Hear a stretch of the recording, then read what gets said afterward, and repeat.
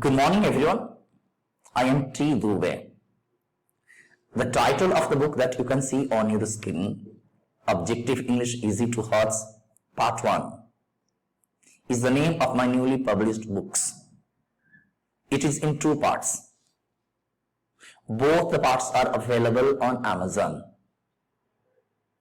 In these books, Objective English Easy to Hearts, Part-1 and Part-2, I have written some unique researched methods, some unique approaches of learning and teaching English. With the help of these techniques that I have written, some of the techniques names are given here at the bottom of the cover page, you can see. With the help of these approaches, these techniques and a lot more used inside the book, you can get mastery over the English language in a very short span of time. Not only that,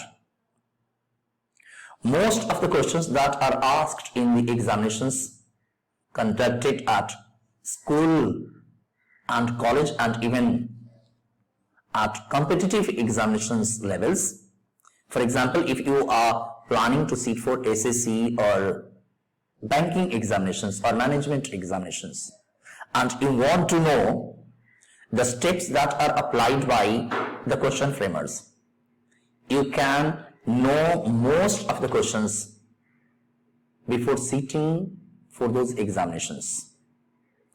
In my classes, I am showing you how anyone can apply these techniques, surefire shortcut tricks that I have written in these two books.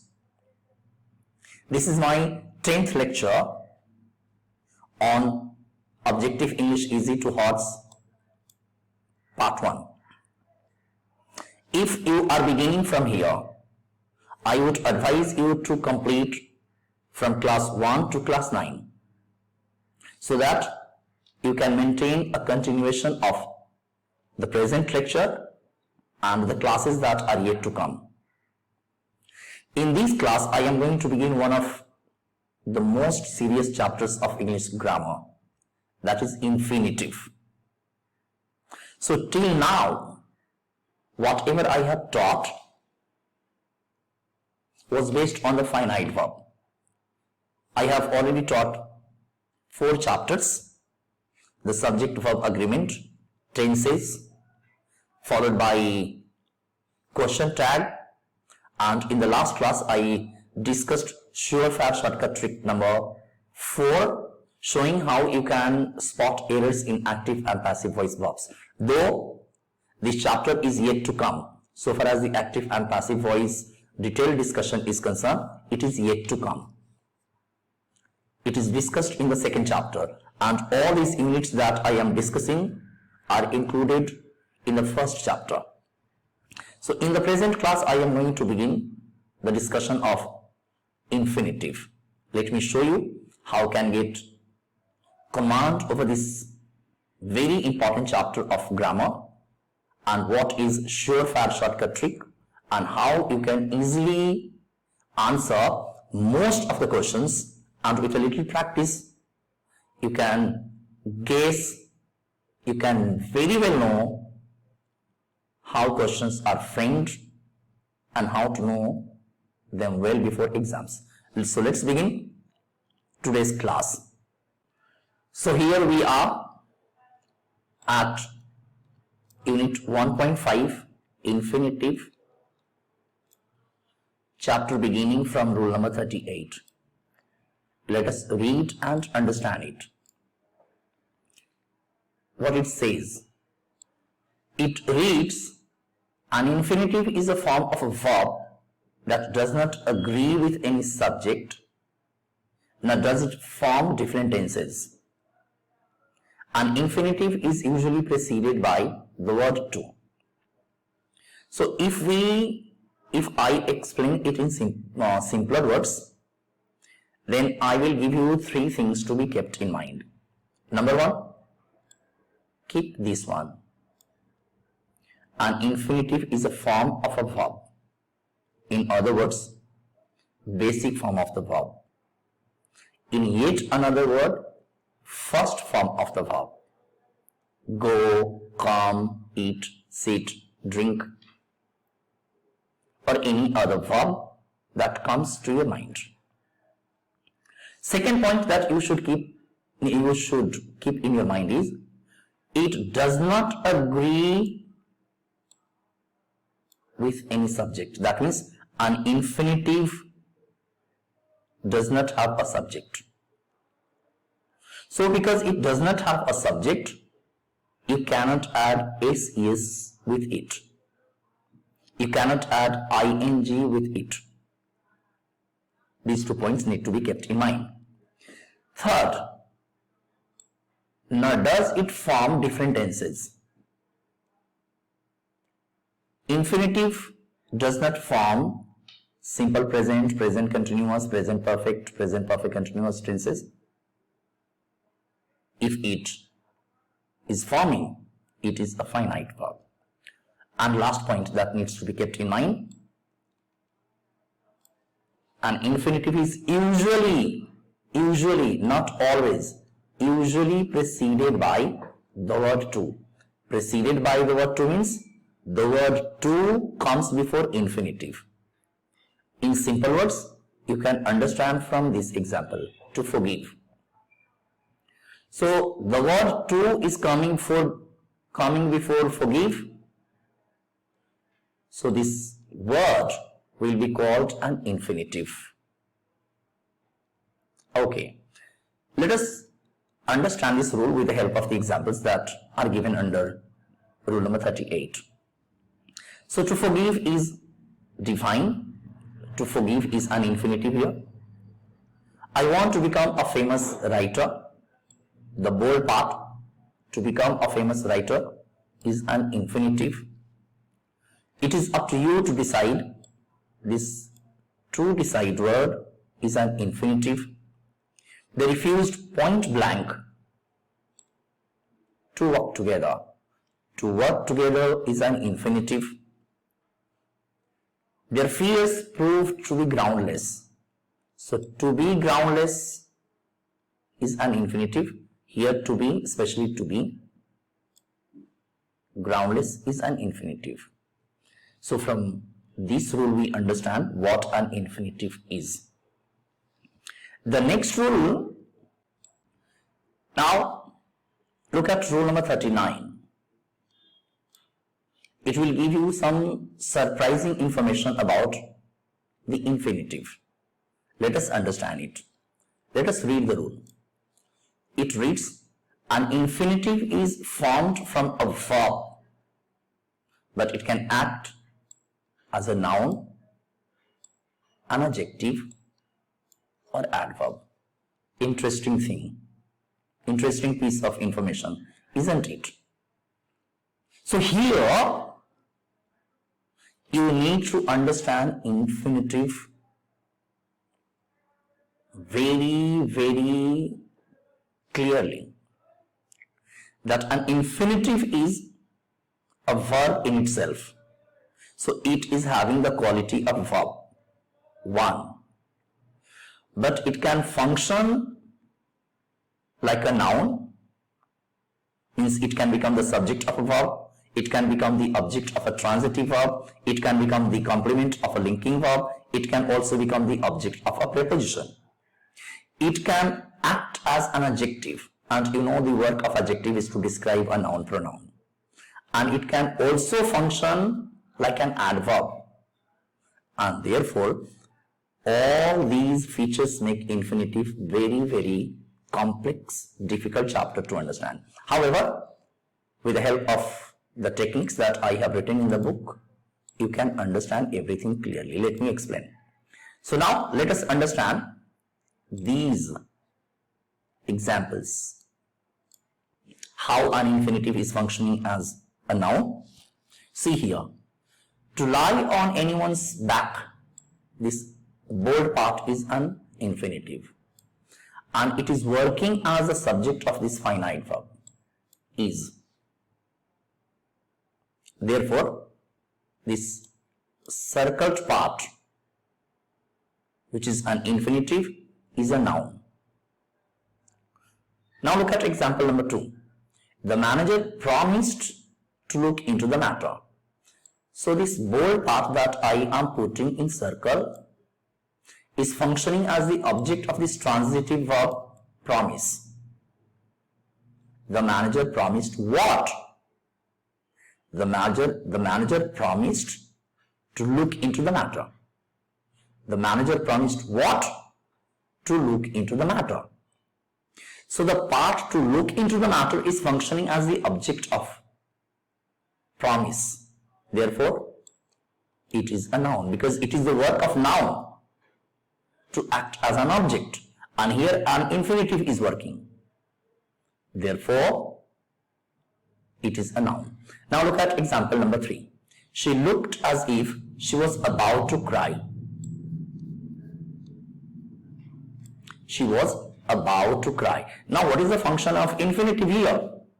It is coming after preposition about. And because it is coming after preposition, therefore it is a noun. So in these 3 examples, I have shown how an infinitive is functioning as a noun. Now look at next example. Her ambition to be famous burned within her. Now concentrate on the bold part. To be famous. This part is an infinitive.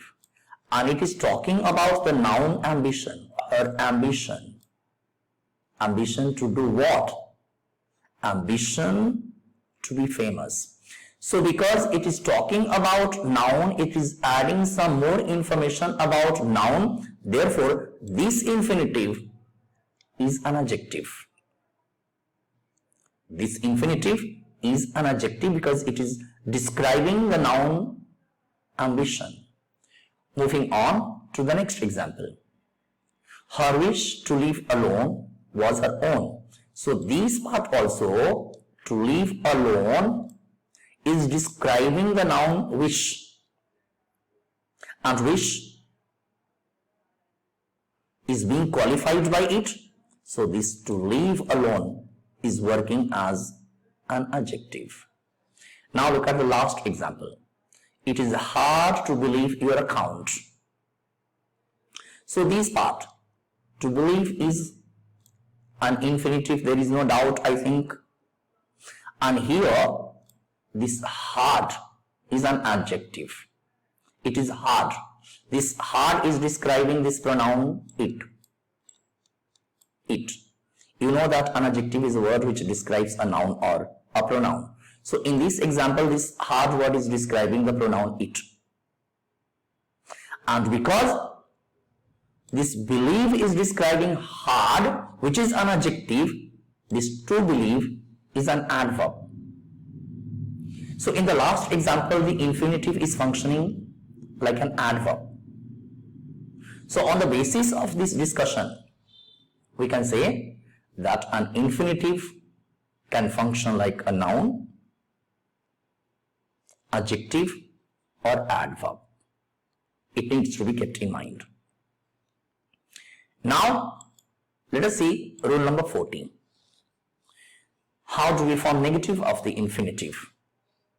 The negative of an infinitive is formed by putting not before to or before bare infinitive. So whenever you have to form negative of an infinitive, then you should keep the negative word before to, or if it is a bare infinitive, that I will discuss just after a few rules, what bare infinitive is and what full infinitive is. But at present, look at these examples. They have been changed into negative. I have decided not to quit my present job. So here not has been used before to. She requested me not to leave her alone. So here not has been used before to. I would like not to sing. I would like not to sing so loudly. I would like you not to sing so loudly. So here not has been used before to. I'd rather not eat anything now. So here not has been used before it, which is here it is a bare infinitive. Let me simplify the difference between full infinitive and bare infinitive. The infinitive which is preceded by to, that means to what is coming before quit. So to plus basic form of the verb is full infinitive, and if we remove this to, this verb will become bare infinitive. Means infinitive to is full infinitive and infinitive without to is bare infinitive. For example, in I would rather not eat anything, here eat is bare infinitive, and you can see the not word has been used before it.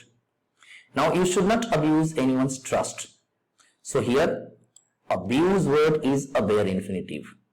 We will discuss in the chapter ahead that modal verb is followed by a bare infinitive. So if you have to make a bare infinitive negative, then you should use the word not before the bare infinitive.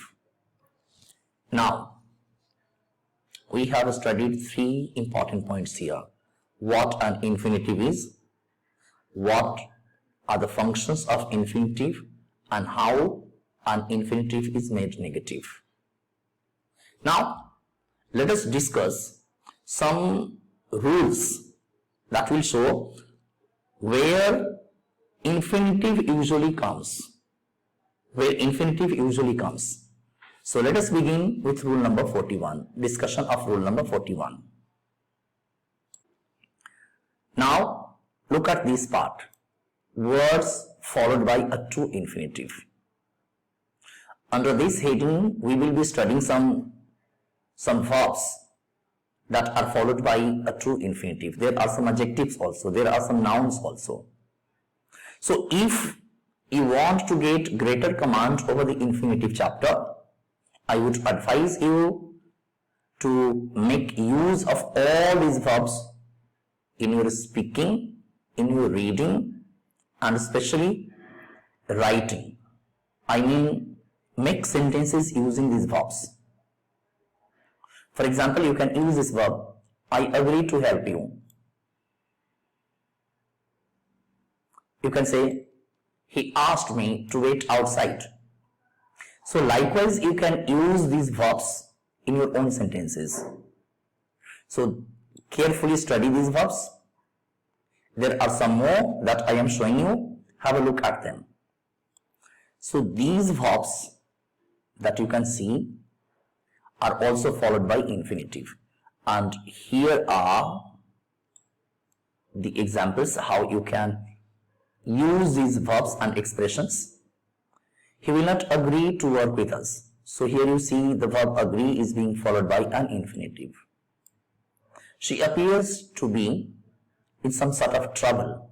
So here appears word is being followed by an infinitive. They completely forgot to ask me my income. So here forget is being followed by an infinitive. Likewise, you study all the examples carefully and then make a list of all these verbs in your notebook and make your own sentences using them. Below this, here in rule number 2, those adjectives are included which are followed by a true infinitive. It is very, very important for anyone to make use of these verbs and adjectives. So if you have to use the word afraid, it will be followed by an infinitive. For example, you can see, I am amazed to hear this. So here adjective amazed is being followed by an infinitive. And in these examples, anxious, easy, afraid, lucky, proud, ashamed, sorry, all these adjectives are being followed by infinitive. So I would advise you to make your own sentences using these nouns and adjectives. Here is a good list of nouns as well. So some nouns are usually followed by a true infinitive, and these nouns are these: ability, advice, ambition, anxiety, appeal, attempt, decision, and this is how you can use them in your own sentences. I have the ability to explain things clearly. So here noun ability is being followed by an infinitive. My advice is to go by train. So here noun advice is being followed by an infinitive. My ambition to become a pilot was long held. So here to become a long pilot is an infinitive which is coming after the noun ambition. So first of all, use these nouns, verbs and adjectives in your own sentences, and then after this we are going to important uses of infinitive. But before that, we will do one practice set. Let me show you how you should approach finding errors in the use of infinitive. Now, let us do practice set number 17. The difficulty level of this practice set, as you can see, is easy. It means you should be able to solve most of the questions that are included in this practice set. So look at question number 1. There is no plan to taking new projects. Full stop, no error D. So here you can see to is followed by the present participle form of the verb. Therefore it is wrong. You have studied that the noun plan is followed by a to infinitive. And infinitive is always the basic form of the verb. Hence, in place of taking, it should be take. Look at question number 2. We are half expecting you to not come back. Here you can see the infinitive has been made negative by using the word not after to. And I have explained that when an infinitive is made negative, the negative word is kept before to. So it should be not to come back. Question number 3. Look at question number 3. No one admitted to make a mistake. Full stop, no error D. Here, to make is not correct. Why is it not correct? In the coming part of the chapter, I will be explaining. This admit is followed by preposition to. So here to is not the word coming before an infinitive. It is a preposition. And a preposition is not followed by the basic form of the verb. It is followed either by a noun, pronoun or gerund. So here making should be a gerund. So in place of make, it should be making. So replace make with making. Let us move to question number 4. I have asked her to preparing a report for the meeting.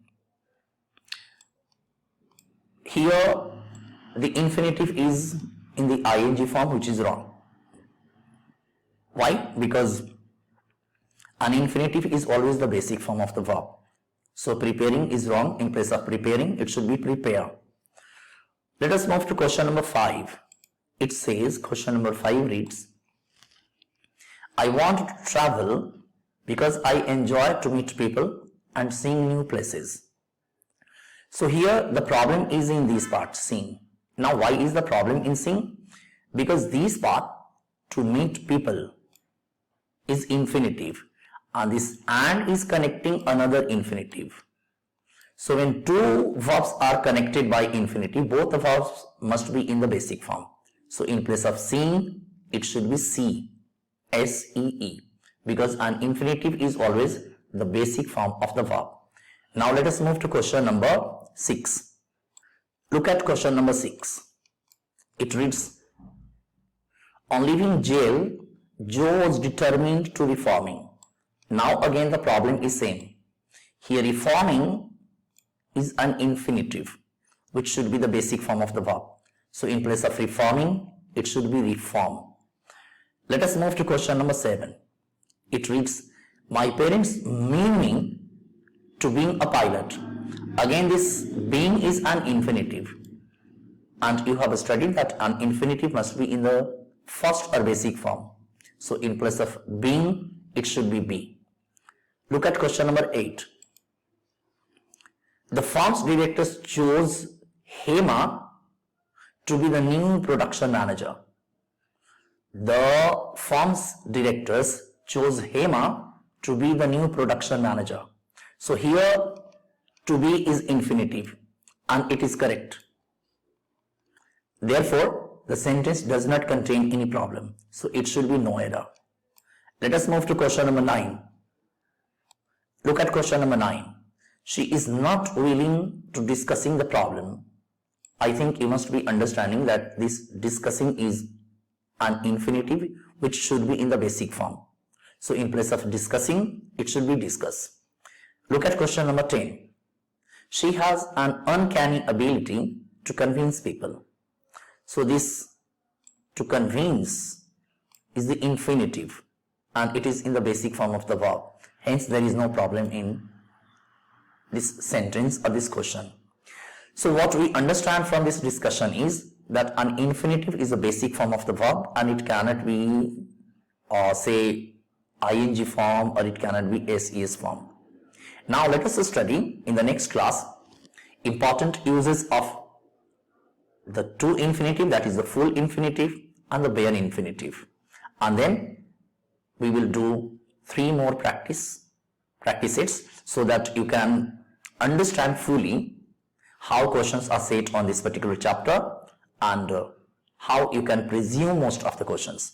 So let us move on to next class, that is uses of the full infinitive and bare infinitive.